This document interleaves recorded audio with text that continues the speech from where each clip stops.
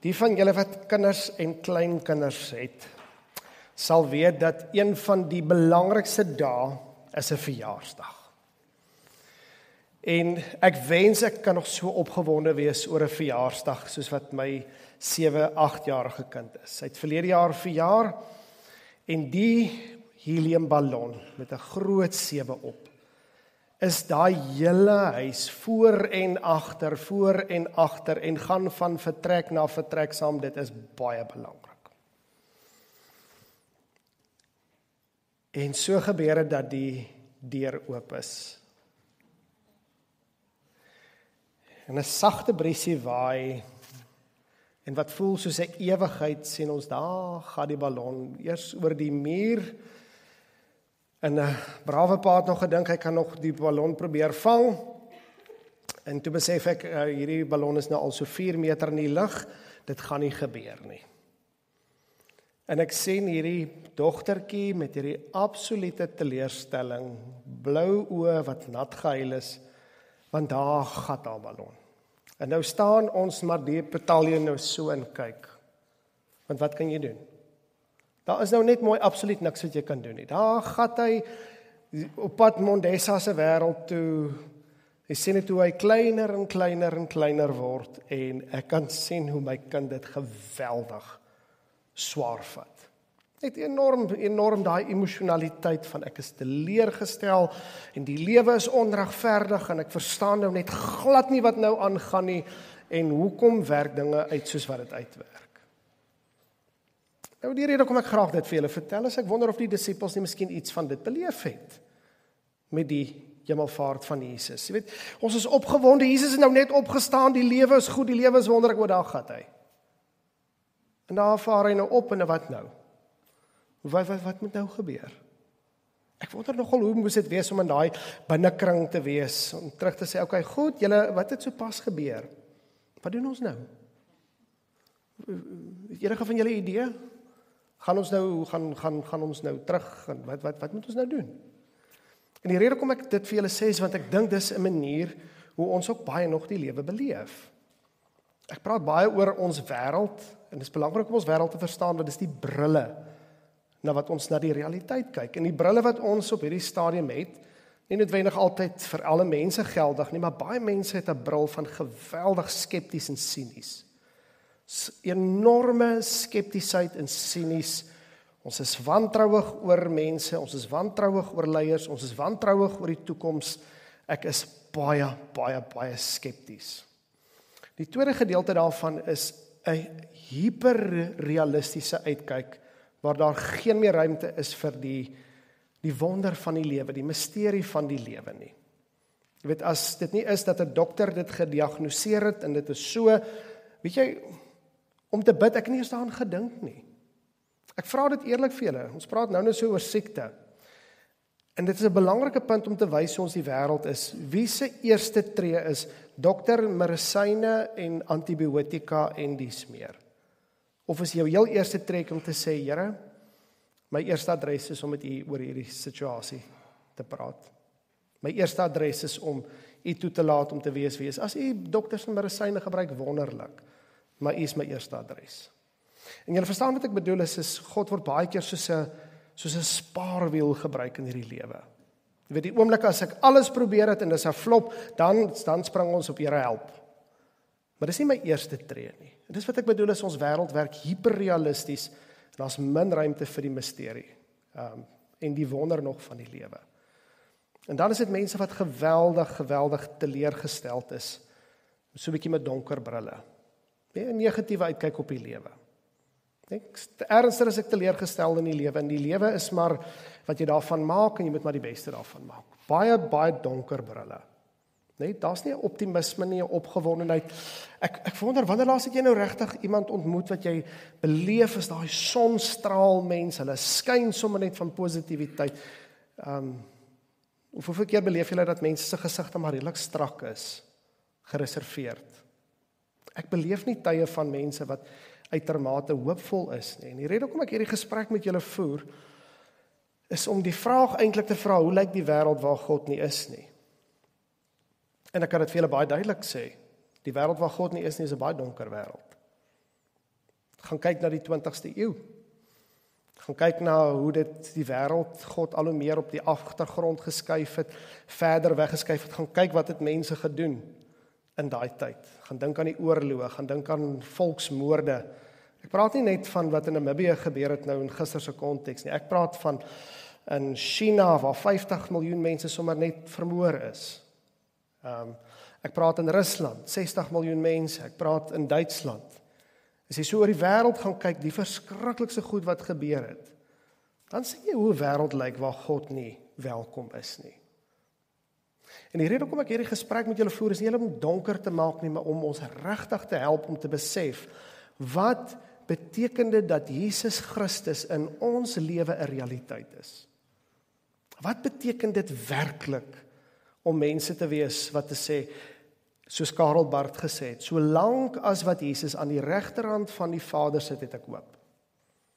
Solank as wat Jesus nog op sy troon sit, is ek 'n hoopvolle persoon. Maak nie saak wat gebeur nie. En dit is die rebus is nie die regte woord nie. Dis die tipe veerkragtigheid, is 'n mooi woord, wat ek dink Christene behoort te hê. Ons is nie mense wat oorgelewer is aan omstandighede nie. Ons is nie mense wat oorgelewer is, maar ons is hopeloos en ons kan nou absoluut nou net niks aan hierdie situasie. Ons is uitermate hoopvolle mense.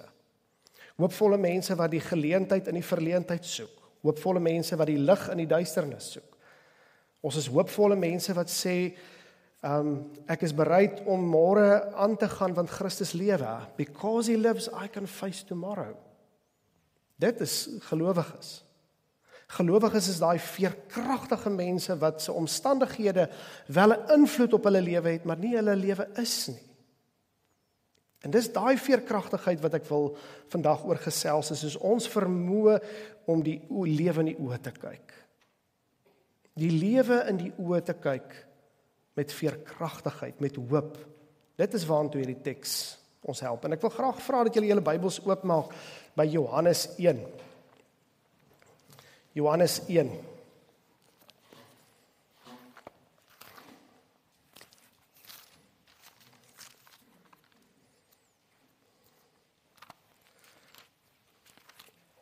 Ons gaan so 'n paar verse lees uit die voorwoord, die proloog van Johannes.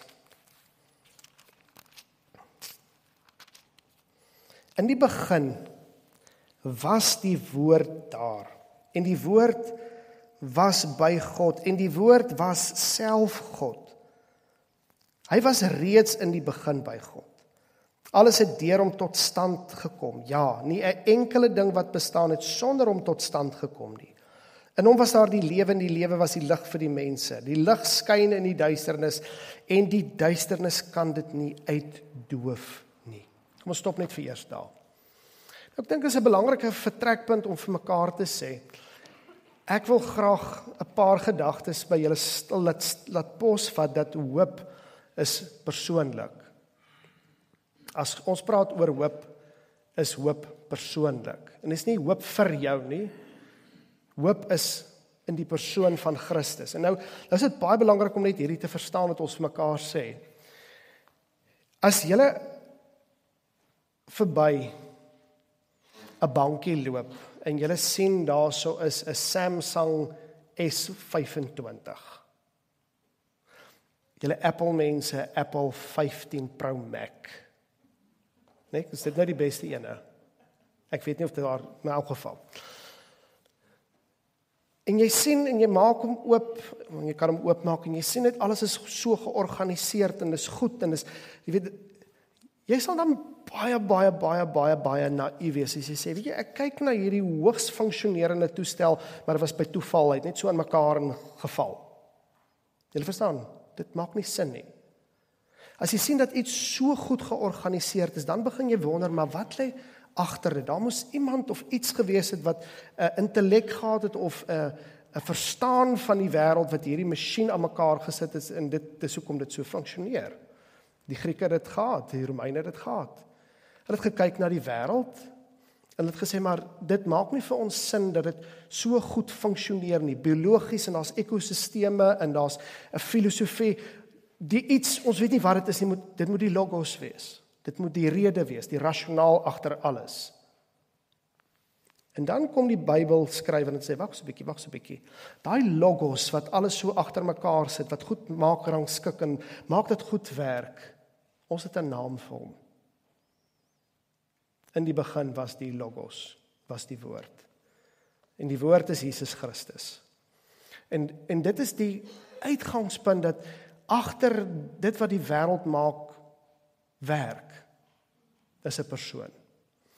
En dis die oomblik as jy dink aan God wat 'n wêreld sien wat woes en leeg is. En dis twee woorde wat jy maklik kan onthou in Hebreëus, tohu en wobu.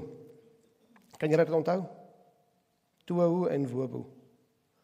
Onthou dit, want dis die woorde woes en leeg. Die aarde was tohu, woes en wobu, leeg. Die aarde was woes en leeg.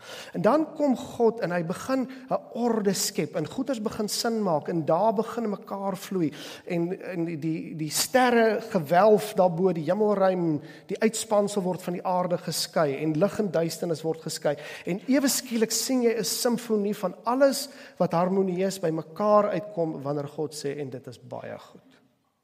Maak dit vir julle sin? Nou die een ding van God wat ons weet is God die skrif sê vir ons, Jesus Christus gister, vandag, altyd.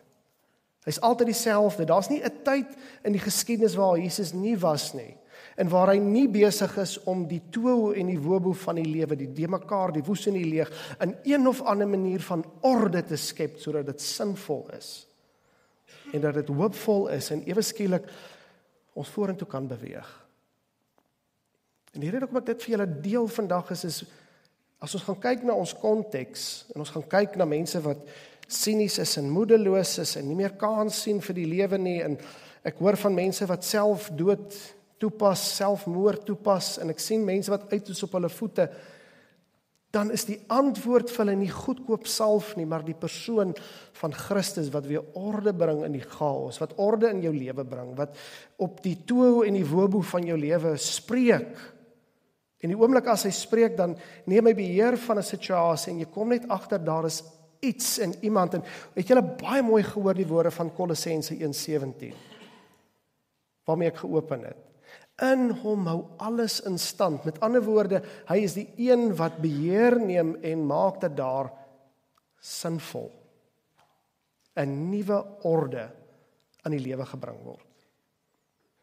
Gaan dink aan jou eie lewe. Gaan dink bietjie aan die woes en die leeg in jou eie lewe. Regtig waar, die woes en die leeg in jou eie lewe. En dan die oomblik as jy Christus innooi en hy ewe skielik die duisternis in jou lewe konfronteer met lig.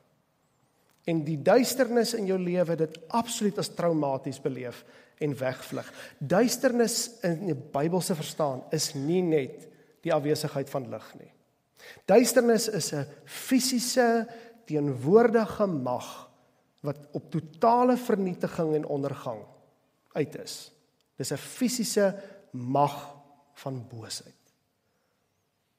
En dan die oomblik as Christus in jou lewe intree en die lig skyn in die duisternis sal dit nie uitdoof nie. Dis die oomblik waar ek 'n mens raak met lig in my lewe. Nie verligting nie. Nie net 'n aha oomblik nie. Fisiese lig. Want dit is wat Jesus sê, ek is die lig vir die wêreld. Wanneer Jesus in jou lewe opgaan, begin jy anders te dink oor die lewe, dan raak Romeine 12 in jou lewe van toepassing. Ek kan my gedagtes vernuwe. Ek kan nie dink oor die lewe, want wat is die einde van dit alles? Kom ek vra daai vraag vir julle, wat is die einde van alles? Waartoe loop alles op uit? Jy lewe, jy kry huweliksmaat, kry 'n paar kindertjies in die lewe, spaar jou vrek, en dan gaan jy dood. Is dit die lewe? Is dit die telos van dit alles? Of is daar 'n anderste storie, 'n anderste narratief dat Christus welkom in jou lewe totaal verander en ewe skielik jy in die omstandigheid van die lewe begin verander en daarom verander alles. 'n Tweede gedagte wat ek met julle wil deel rondom hoop is teenwoordigheid. Wat bedoel ek eenvoudig daardeur? Waarom gaan Jesus hemel toe? Waarom gaan Jesus hemel toe? Was dit 'n bietjie roffie op die aarde gewees? Of is die rede hoekom hy gegaan het 'n baie belangrike aspek? Nou wil ek julle gou net terugneem na 'n Bybelstukkie. Ek hoop julle beleef dit ook bietjie as komies. Maria Magdalena kom by die graf. Sy sien vir Jesus, hy is opgestaan. Jesus sê vir haar, Maria. En dan is hierdie vrou oorstelp met vreugde. Sy gryp vir Jesus aan met alles wat sy het. En as jy hierdie teks reg lees, ek wil dit net vir julle reg lees. Dit is baie belangrik hoe jy 'n teks lees. Johannes 20. Kom ek kry hom net gou hierso. Hy lees in vers 17, Jesus sê toe vir haar, moet my nie vashou nie. Hoe jy hom regtig moet lees is, moet my nie vashou nie. Want ek glo sy het vir hom seker so styf vasgehou, sy het seker gemaak, Jesus, ek gaan u nooit, ooit weer los nie. Jesus, u gaan nêrens ter nie. Nee, sy het vir hom vasgegryp daar. Maar wat was sy woorde gewees? En die oomblik as hy na Johannes 14 toe gaan, en sê hy, wag so 'n bietjie, ek sal vir julle 'n anderster een stuur, 'n anderster voorspraak. Ek gaan vir julle iemand stuur, en as hemelvaart nie plaasgevind het nie, het Pinkster nie plaasgevind nie, want die eenvoudige geval is, hoe is ons altyd in sy teenwoordigheid? Jesus is dan in Jerusalem, Jesus is daarbo, hy is daar in die Midde-Ooste. Dink julle, hoe sou dit vir julle moontlik wees om met hom kontak te maak? Julle sou op 'n vliegtuig moes gewees het, julle sou in 'n baie lang ry moes gewag het, om miskien 'n paar oomblikke van sy tyd te gekry het. Maar hoop, ware hoop, is die oomblik as ek besef, hy is by my in elke omstandigheid.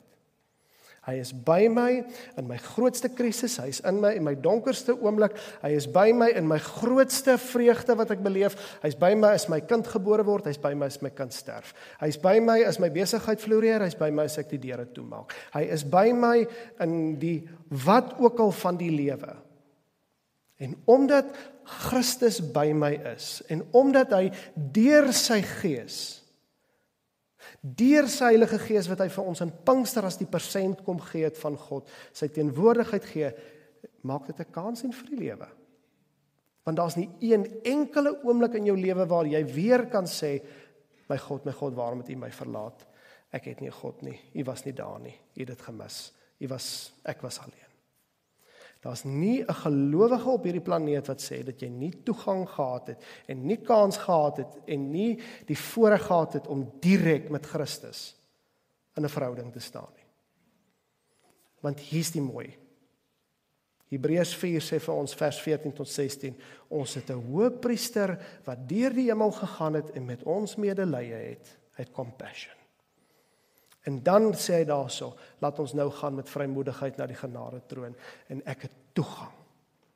En dit maak dit wanneer ook al ek in 'n eksamenlokaal sit en of ek daai aand na my state kyk en dink, o Here, ek weet nie hoe ons hierdie maand gaan maak nie, en of jy by 'n siekbed sit en of jy nou in wat omstandigheid en of jy nou die nuus lees wat jou so mismoedig maak en of jy by jou 4 braaivleisvriende wat so pessimisties is dat daar nie genoeg sout in die see is om hulle te skoon te was nie. Daai oomblik is die oomblik waar jy sê, ek het 'n hoëpriester wat medelee met my het, wat deur die hemel gegaan het en deur wie ek nou toegang het tot die genadetroon van God. Ek het die Gees, daai selfde Gees wat oor die water gesweef het, daai selfde Gees wat ewe skielik lewe laat ontstaan het, daai selfde kreatiewe Gees van God wat net ewe skielik in jou hart werk en alles laat ontplof, dis daai Gees wat nou by jou is, die Gees van Christus self. Dis daai oomblik wat ek besef, die feit dat ek nooit in my lewe weer kan sê, ek is alleen. Jy kan nie in jou lewe weer sê, ek is alleen, as jy werklik die Gees van Christus ontmoet het nie. Want dit is sy persent, sy teenwoordigheid.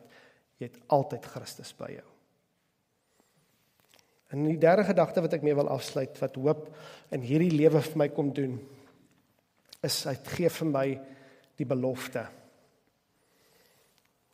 Hoekom sit hy aan die regterhand van die Vader? Is 'n maklike vraag. Hoekom sit hy aan die regterhand van die Vader? Hoekom nie links nie, nie voor nie, nie agter nie? Hoekom sit hy aan die regterhand van die Vader? Want hy's 'n koning. En 'n koning het 'n werk. En die koning se werk is om te regeer. En die hoop wat ek het, is dat ek nie soos my arme kind hoef te staan en te kyk na 'n situasie wat ek net weet daar is geen hoop nie. Ek kyk na die wolke met die volle wete dat hy gesê het, ek kom weer. Die koning kom terug, the king will return. En gaandeweg nooi hy my om deel te wees van sy werk in die lewe. Hoe stop ons boosheid? Hoe stop ons boosheid? Deur goed te doen. Hoe stop ons die sleg in die lewe? Deur goed te doen. Hoe stop ek die boosheid in my eie hart? Die oomblik as ek God se lig toelaat om by my lewe in te skyn, dis wanneer boosheid stop. En dis in hierdie oomblikke waar ek besef die wêreld is stikkend en die wêreld is donker en dis meer, maar ek het te veel lig en ek het te veel hoop en ek het te veel van God se belofte en ek het te veel van God se teenwoordigheid om so neerslagtige, negatiewe en pessimistiese uitkyk op die lewe te hê. En dan hoor ek weer die woorde, solank as wat hy aan die regterhand van die Vader sit, het ek hoop. Het ek hoop vir die toekoms, het ek hoop vir hierdie land, het ek hoop vir hierdie mense, het ek hoop vir my lewe, het ek hoop vir my huwelik, het ek hoop vir my kinders, het ek hoop vir my siekte, het ek hoop, solank as wat hy aan die regterhand van die Vader sit en hy die koning is, that settles it. Op sy tyd, op sy manier en op sy wil. Dit is waar ek my nederig neerlê, want daar's net twee waarhede, of hy's koning of jy. En leef met die gevolge van daai twee waarhede. As jy koning is, jou wil gespied, jou naam laat heilig, of as hy koning is wanneer jy jouself nederig neerlê en te sê, koning, U regeer oor my lewe, ek vertrou dat U goed is, ek vertrou dat U in beheer is, en ek vertrou dat U die uitkoms sal gee volgens U wil in hierdie situasie. En ek is wel met my siel. En dis hoekom ek dink dit so belangrik is noem vir my een belofte wat God gemaak het wat nie waar geword het nie. Noem vir my een belofte wat hy gebreek het. God is geen mens dat hy sou lieg nie, sê Marie. Daniël 7 vers 14 deel met julle dat hierdie absolute, hierdie koning van konings wat sal terugkom en oor alles sal regeer en alles sal herstel. Daai belofte staan nog steeds vas. En die oomblik as hy sê, ek sal julle nie laat soos weeskinders nie. Ek sal julle nie agterlaat soos weeskinders nie. Ek kom terug.